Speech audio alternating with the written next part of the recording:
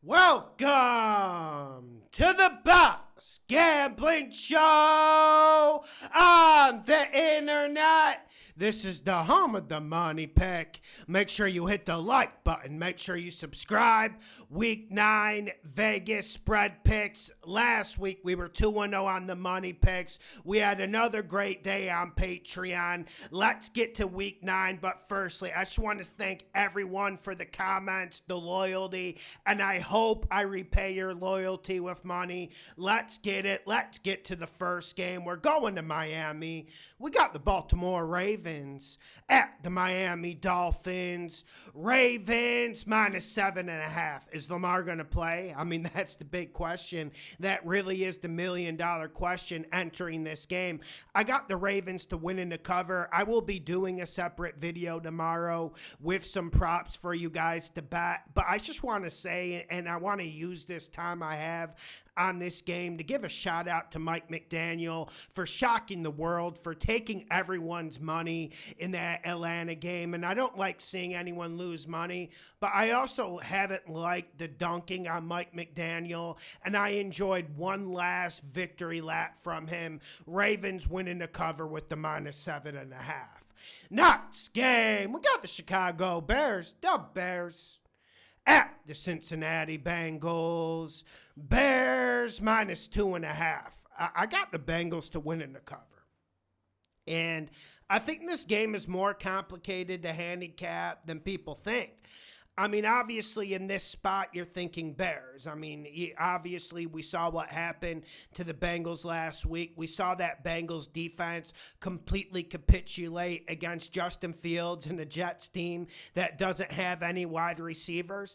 But guys, I've been telling you this whole year, and I'm getting more worried about the Chicago Bears as the year goes on. That defense is getting decimated injury-wise. They lose another defensive lineman. They're already starting to lose guys in the secondary, and that's a big issue when you play the Cincinnati Bengals, because say what you will about the Cincinnati Bengals defense, one thing we know that's going to be coming at you 50 times a game is Flacco, Chase, and Higgins. And I'm not sure this Bears team is equipped to deal with that. And we know the Bengals have a bad defense, and I'm not trying to repeat myself, but also there's the Caleb Williams factor here, and I like Chicago's run game. I'm fine with that. I have it ranked as like a middle-of-the-road running game in this league, and I think I'm about right. And this isn't a Ben Johnson fade. What this game is about, it's a Caleb Williams fade. I don't think the Bears should be favored on the road to Cincinnati here. I don't think the Bears are a much better team. And I don't think they have the better quarterback. And when you analyze and really dissect some of the stuff Caleb Williams is doing, that Baltimore game should be your Exhibit A, Exhibit B, Exhibit C. We can pick apart his game, but that interception when he was backed up on his 3-yard line just says everything about Caleb Williams. The guy's not a winner. His receivers don't trust him. And I know that's not the science you're looking for. But if you give me a choice, gun to my head, Caleb Williams or Joe Flacco, I'm going with Joe. Bengals plus 2.5, winning the cover at home. Next game, we got the Indianapolis Colts. Danny. At the Pittsburgh Steelers. Colts minus 3. Money, money, money. Money. Colts, money pick, winning the cover. And I know a lot of you guys have been late on the Colts, and I'm not here to rub your nose in it. You guys saw how just horrific I was week 2, for instance. And so I'm not here to rub anyone's nose in it. But it seems like every single week it's just me money picking the Colts, and some of you have hopped on, and this bandwagon has room for you guys. And soon the market's not going to be giving us this spread. And I'm looking at a Steelers team, and last week against the Packers, I made it really simple on Patreon. I just said, I want to get against the Steelers. And this is a Steelers team that I think is a below average football team. And I like the way Aaron Rodgers is playing this year. But I do not like the way the Steelers defense is playing. There's a lot of money invested. There's guys like TJ Watt and Hayward on gigantic contracts. You have guys in the secondary like Ramsey and Porter. But has the Steelers defense done anything that warrants their reputation? Yes, there's big names that I just listed, but have they played? Have they backed it up with football? I certainly haven't seen it. And when you talk about the Indianapolis Colts, we can talk about Indiana Jones, but this team starts and ends with Jonathan Taylor on this offensive line pushing forward. I worry about the Steelers' pass defense, of course. I mean, when you give up like 400 yards to Justin Fields, who doesn't? But I'm more worried about the Steelers' run defense, and I think Jonathan Taylor can go for $150 on Heinz Field. And when you go against the Steelers in Heinz Field, you worry about it because, firstly, I think it's the hardest place to kick field goals in this league. And you saw it on Sunday night with the Steelers-Packers game. Every single 50-yard field goal in Heinz Field, Boswell hits. And your kicker that you're betting on when you're getting against the Steelers is going to miss them because it's a very hard place to kick. But outside of the Boswell effect, outside of Heinz Field just being a horrific playing surface, what do the Steelers have going for them? I think they're seriously out-coached in this game. If you give me Steichen versus Tara Austin and Mike Tomlin, I'm taking Steichen every single day of the week. And also, like, let's just get to this matchup with the Steelers offense against the Colts defense. Yes, this Colts defense doesn't have anyone who can really get to the passer and win one-on-one battles in the pass rush. But I don't really think you need to do that against the Steelers. And the Colts are sending blitzes. They're very good at getting pressure on the quarterback and getting you into tough situations. And one thing the Colts defense does well is I think they're a very good unit at stopping the run when you have like guys like DeForest Buckner. And if the Steelers can't run the ball and they're in those 2nd and 8, 3rd and long situations, I just can't see these receivers getting separation. And I know the announcers when you turn on a Kirk Herbstreit game on Thursday night, and I know when you hear these announcers talk, they act like the Steelers are doing something special using 3-4 tight ends. Guys, they're using all those tight ends because none of these receivers can get separation. And if you can't hurt this Colts secondary, that's the only way to attack them. That's the only weak spot on this team is this Colts secondary and pass rush. Can Aaron Rodgers do it? Can they hit him early? I don't see it happening. The Colts money train continues. It's like the Commanders last year. Colts winning the cover, make it a damn money pick. Next game, we got the San Francisco 49ers at the New York Giants. 49ers minus 2.5. I got the 49ers to win in the cover. And there is no science here. This is just an impossible game to handicap, and it makes you feel dirty even trying to do it. And when I look at this game, firstly, are we going to get Purdy or Mac Jones? I'm honestly worried about Mac Jones' health. Like, he's already got that PCL, and now he adds another injury on top of that, and he's fighting, but he's just not getting a lot of help. And when you talk about both of these teams, the 49ers and the Giants, I start with how bad the defenses are. That 49ers defense made the Texans offensive line look brilliant. That's how bad this 49ers front is. Now, are we going to get Bryce Huff playing? I don't know, but the 49ers certainly need him. That's why I said this game is impossible to handicap at Tuesday. Are we getting Purdy? Are we getting Bryce Huff? But when I get to this game, I do think the Giants losing Scatterboo is a big fucking blow, man. Emotionally, but also from an X's and O standpoint. He adds something to this offense. And we can talk about Dart. We can talk about what Scatterboo added juice-wise. But I feel like he's a damn good running back, and you guys were right warning me about him coming into this. And outside of him, I'm not seeing any big weapons on the Giants offense. And like I said, this 49ers defense is really struggling. Salah's doing his best. So I do think Dart will be able to put up points. So when I'm at Tuesday with all these injury concerns for the 49ers, I'm looking at Shanahan versus Daboll. I'm going Shanahan in this case, even though he's traveling west to east in a very tough spot. Give me the 49ers minus 2.5, winning the cover. No damn science. Next game, we got the Carolina Panthers at the Green Bay Packers. Panthers plus 12.5. I got the Panthers to cover, Packers to win. And we've seen the Packers let up in spots like this. And I want to get to the X's and O's. I want to get to the gladiators on the field. But we just need to mention, like, remember when the Packers played the Bengals? Remember how the Packers have played in some of these games where they're laying a lot of points. It hasn't been pretty, and it's been pretty malaise, a laissez-faire type attitude, so to speak. But actually, give me the Packers to win in the cover because I just think this Panthers team is overmatched, and I think we're going to get Andy Dalton. I don't think Bryce Young's going to play, and if you gave me Bryce Young here, I think the Panthers would have a pretty decent chance to cover. But Andy Dalton just isn't fit for requirements, and I know a lot of people don't want to hear about the Panthers, but I got to tell you guys, that Andy Dalton performance against the Bills was maybe the worst quarterback performance I've seen this year, and I've seen every Dylan Gabriel snap there is.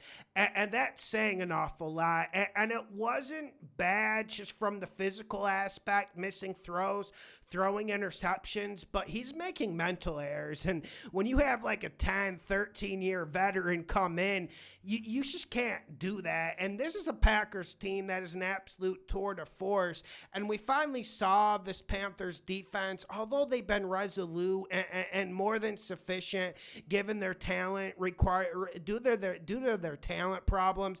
I just feel like this Packers offense will overwhelm them with the play action pass game. Give me the Packers to win in the cover. We don't know if Bryce is going to play. Next game, we got the Minnesota Vikings. We're getting JJ at the Detroit Lions. Lions minus 8.5. Money, money, money. Money. Dan Campbell. Lions winning the cover. Make it a damn money pick.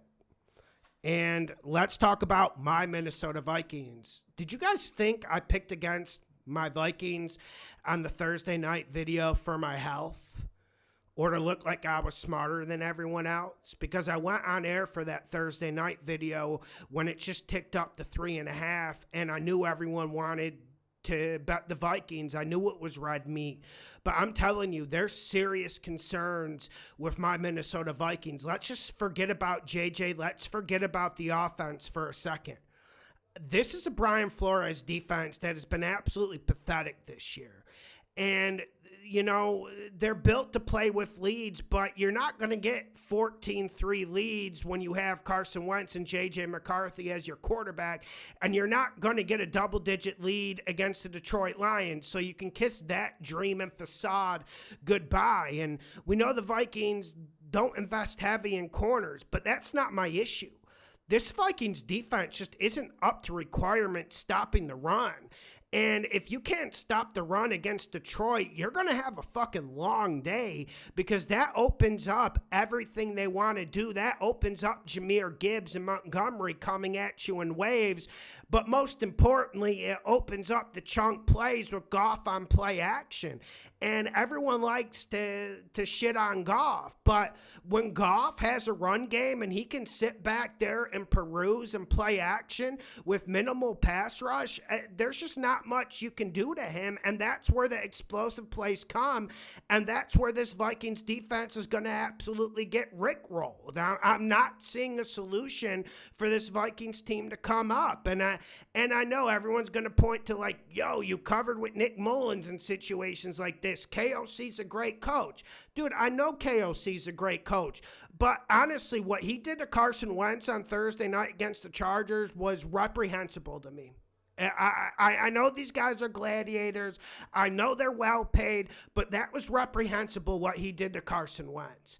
And so now let's get to the defensive matchup. Brian Branch coming back for the Lions. Secondary getting healthy. This is a Lions defense that is finding their vogue. They're finding their rhythm, and we saw that against the Tampa Bay Buccaneers offense. And that Buccaneers offense, say what you will about their injuries, that was no light pushover, and everyone thought the Buccaneers were going to cover besides me. And so when you're looking at that situation, when you're looking at this Vikings offense against the Lions defense, firstly, you start with, can the Vikings protect? And I don't think they're going to protect. And the Vikings invested an awful lot in offensive line. They gave Ryan Kelly a big contract. He's out for the season with a concussion. They gave Will Fries a big contract at guard. Doesn't seem like the Colts are missing him, and Will Fries hasn't blocked a fly this whole year. And then you got Christian Darrisaw. We don't know if he's going to play, but the problem with Christian Darrisaw,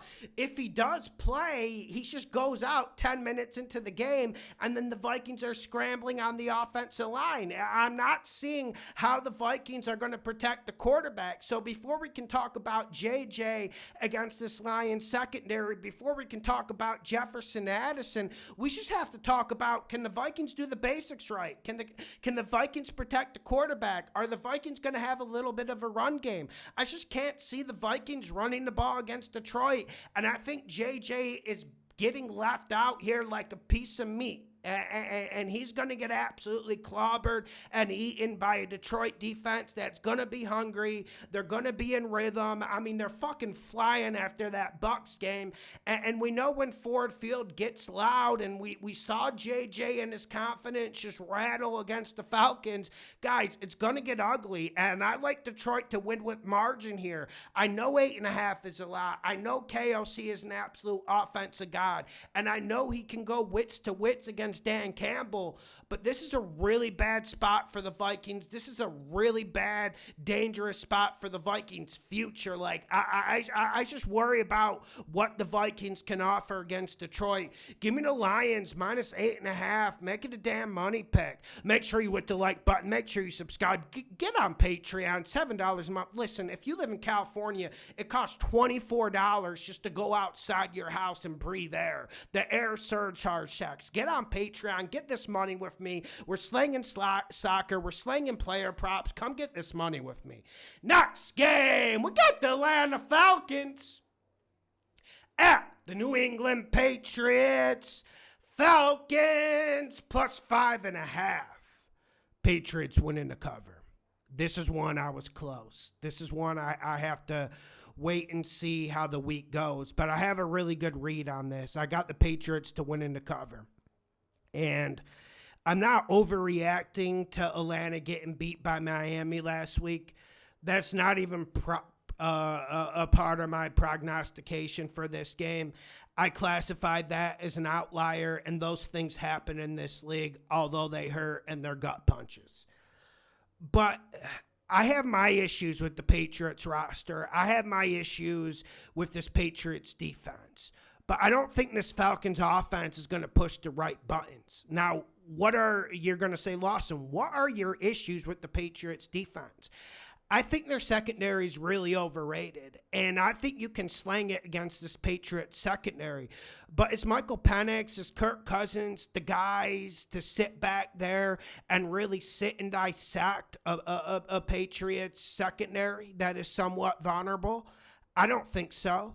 And I actually don't like this Falcons offensive line. Like, they're good going forward. They're good when they're run blocking, but when they're pass blocking, they have serious issues, and they can get exposed even by a pass rush that isn't strong and proficient like the Patriots. So I feel like the strength of this Patriots defense is their run game, staying in run fits, Vrabel keeping these guys disciplined and tense at all times. And I just can't see the Falcons getting a run game going. And if they can't get that going, what are they going to do on offense? So I think the Patriots have a big mismatch there. On the other side, Drake May, or should I say King May, guys, like that's why I put him as the player prop. And that was the main player prop of last week on the player prop video. Go check out the player prop video every Friday. But it's just Drake May's playing at an MVP level. And when you have a quarterback playing at that type of level, you just can't quantify it. You don't know how to put it in a matchup. Do I like the Patriots pieces? Not really on offense. Do I like their offensive line? No. I mean, they gave up 5 sacks to fucking Myles Garrett. Like, obviously, I don't like it. And obviously, we know one thing Atlanta's been doing well, and Raheem Morris is obviously taking a lot of shots. But one thing Atlanta does well is their blitz packages are rather nice. But I think the Patriots will be able to run the ball and keep those in situations. But also, there's no quarterback better in this league other than Josh Allen at getting pressure but avoiding it and rolling to the right and working out a scramble or throwing it deep. So you can get pressure on Drake May. I'm just not certain you're going to get him to the ground. And I'm not sure this Falcons team has enough fight left. I think a 1-2 from Drake May in the first half might send them reeling, and I'm not sure the Falcons can recover. Obviously, this Falcons team, talent-wise, I think they're better than the Patriots, but they don't have the better quarterback, they don't have the better coach, and they don't have more fight. Give me the Patriots to win in the cover with the -5.5.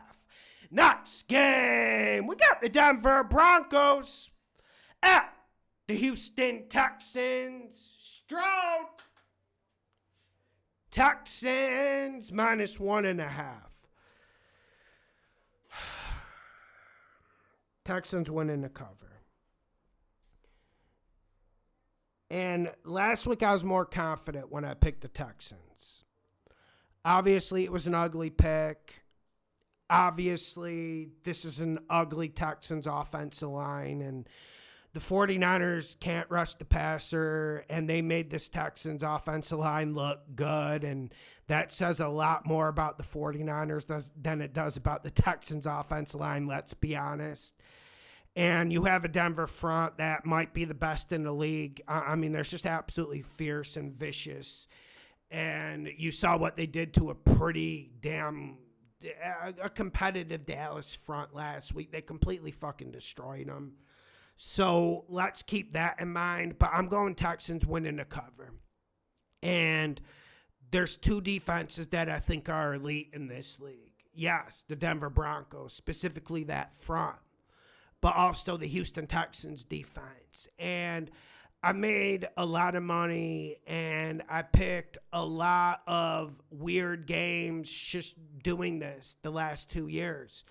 I trust this Texans defense at home, and I don't think Bo Nix tearing up and ripping up a Cowboys defense answers my questions about Bo Nix. I don't think it answers my preoccupations with this Denver run game, and I know their run game got going. I know Dobbins has been pretty good at times this year, but I don't think the Broncos are going to be able to pass the ball.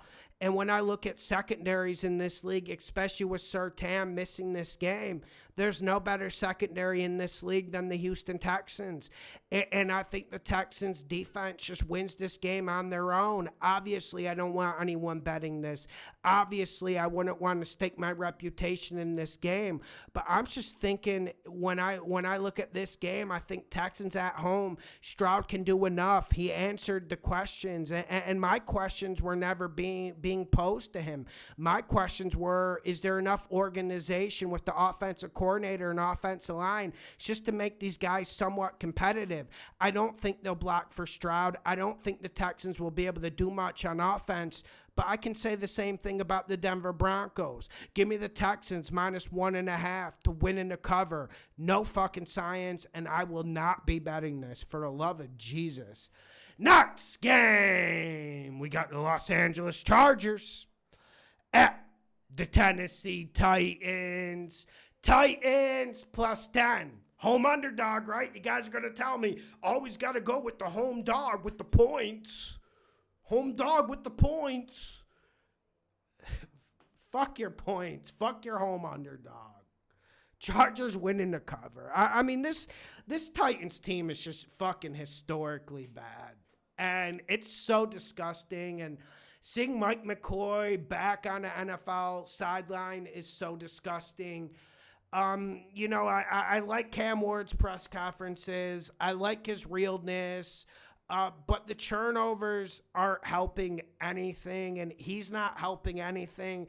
But the reason why I have the Chargers to win in the cover is because this Titans defense is really bad. And I've been telling you guys this whole year, like, I'm looking at guys like L'Jarius Sneed and Jeff Simmons, and I think they've been on Booking.com since like week 2. So you're not going to get much resistance from the Titans defense. I'm not seeing some sort of get up for the Gipper moment or Alamo situation. Give me the Chargers to win in the cover. Herbert going to spin on them.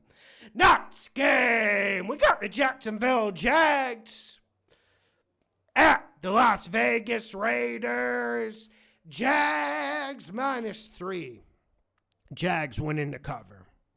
And guys, Raiders fans, I love you guys. And you guys were some of the people who started supporting this channel when I was like in the room with, remember the what the fuck is that word? Dresser that was always open and I would have money in it sometimes.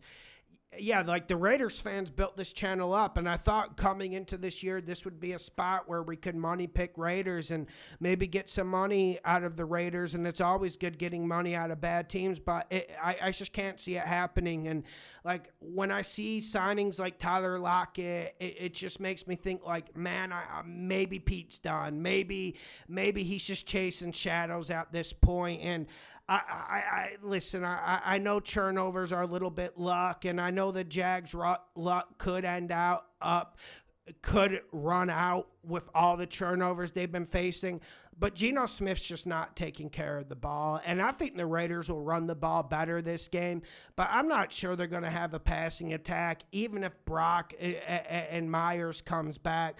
So I just think the Jags are a way better coach team. I wish I had more science to this.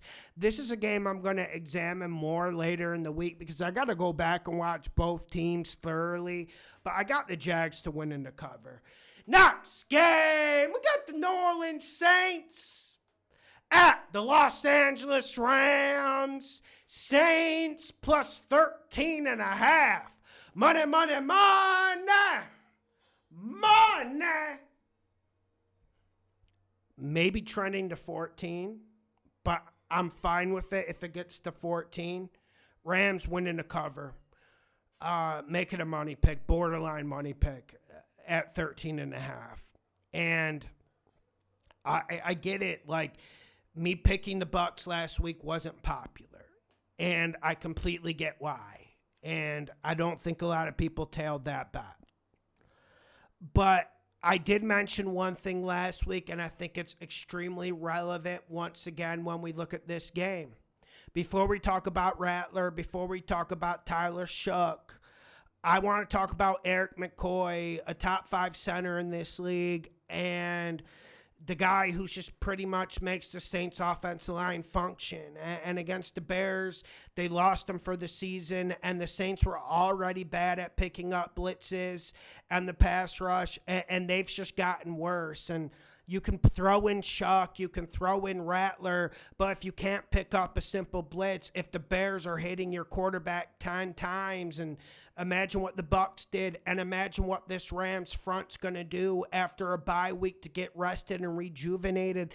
I just can't see the Saints dealing with this Rams defensive line, and I don't know if Nakua's going to play, but guys, I don't think it matters. Like, I think this game is more about the Saints offense, and when Rattler and when Chuck would make some plays, when they would make some nice throws, these receivers have been really bad. Olave's had a lot of drops. Shaheed had 2 fumbles against the Bucs. I don't know what's going on there, but no one's playing good ball for the Saints. And I thought going into the year, obviously the quarterback issue would be a huge problem for the Saints. But I thought the defense would be an issue. But honestly, it's just the offensive line and the wide receivers. Everyone is getting worse instead of getting better. So I just think the Rams win this game defensively. I don't know how much Matt and Sean are going to do on offense. We know a lot of times they lay eggs. We know a lot of times when they're laying more than 6 points, a la against the 49ers, they come into a game lazy and uninterested. But I just think this Rams defense wins it alone. And to finish my point about the Rattler-Shuck conversation, I absolutely love this if Shuck starts. I don't think Shuck is fit for requirements. I actually think Spencer Rattler's a decent quarterback. Not that that's saying a lot in this league, but I don't think Shuck is competitive enough. Give me the Rams to win in the cover. Make it a damn money pick. Next game, we got the Kansas City Chiefs at the Buffalo Bills. Chiefs -1.5. I'm going Chiefs winning the cover. And that was kind of a bad performance against the Commanders. Let's be honest. I know they covered. I know they ended up winning with margin, but guys, that wasn't a pretty performance. And what the Bills did against the Panthers was impressive. And I get the angle for the Bills here. The Bills are playing at home. The Bills have a very good offensive line when it comes to run blocking. And I do think, and I've said earlier this year, I think this is the weakest Chiefs defense of the Reed Spagnuolo era, especially when we're talking about run defense. But on the other side, I also think this Bills defense is more of a liability. And I think Pat Mahomes will be able to carve up this Bills zone that they sit in. And with the Ed Oliver injuries, with other injuries in the interior defensive line of the Bills, I'm wondering, can the Bills stop the run? And I don't think so. And we know the Chiefs' run game hasn't been great in a long time. I mean, it just hasn't been good the last 2 years. But I think the Chiefs are going to be able to run it. And at this point, I like Mahomes' weapons way better than Josh Allen's weapons. And that's one thing no one wants to talk about. I will glaze Josh Allen more than anyone because I understand guys like Keon Coleman, Dawson Knox. I understand, like, those aren't the legit weapons that Josh Allen makes them look like. Like, Shakir is really the only weapon that scares you. And if you can take James Cook out of the equation, you can't take him out of the equation. But if you limit his effect, this Bills offense just doesn't have enough dogs to hunt with Josh Allen. Give me the Chiefs -1.5, winning the cover on the road in B-Low. Next game, we got the Seattle Seahawks at the Washington No-Names. Hawks -3.5. I'm going Hawks to win, Commanders to cover. Guys, I don't have a good read in this game because, firstly, I have no idea if Jaden Daniels is playing. And if it's Mariota, we have to see the other Commanders' injuries, like Terry's hurt again, that quad stiffened up. Like, there's a lot of injuries for the Commanders, but the reason why I'm going Commanders to cover on this short notice on Tuesday is because I was actually encouraged by their defensive performance against the Chiefs. I felt like they were able to rush the passer better than they did, and they were more sticky and man-to-man against the Chiefs receiver unit that has quietly become very good. So I like the Commanders to cover here, Hawks to win. Like I said, we have to see the injury report. We have to know who's playing quarterback for us to really dive in and dissect this. From what the line's telling us, it seems like we're going to get Mariota, but I'm not trusting that, and I'm not trusting NFL insiders anymore after that Lamar Jackson shit last week. Next game, we got the Arizona Cardinals at the Dallas Cowboys. Cowboys -2.5. Cowboys winning the cover. But, guys, I'm not copping out. It's just, guys, I really like the Cowboys in this game if Kyler Murray's going to play quarterback. I really like the Cowboys. But if it's Jacoby Brissett, then it's just different. Like with Jacoby Brissett, this Cardinals offense, they're more traditional. They get in single back formation. They get in 2 tight end sets. They use the play action. You feel like Trey McBride and Harrison are more involved. And with Kyler Murray, everything is 3-4 wide receivers. Not 4 wide receivers because they use McBride in the slot, but everything is spread out. Everything is shotgun. Everything's just as out of rhythm and nothing looks crisp.